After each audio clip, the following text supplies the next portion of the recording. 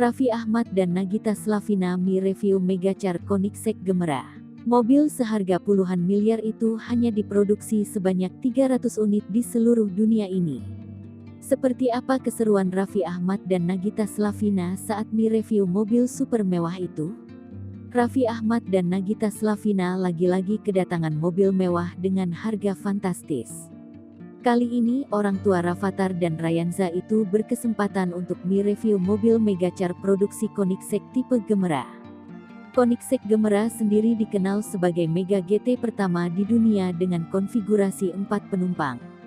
Raffi yang gemar mengoleksi mobil mewah pun dibuat kagum dengan bodi dan mesin Koenigsegg Gemera.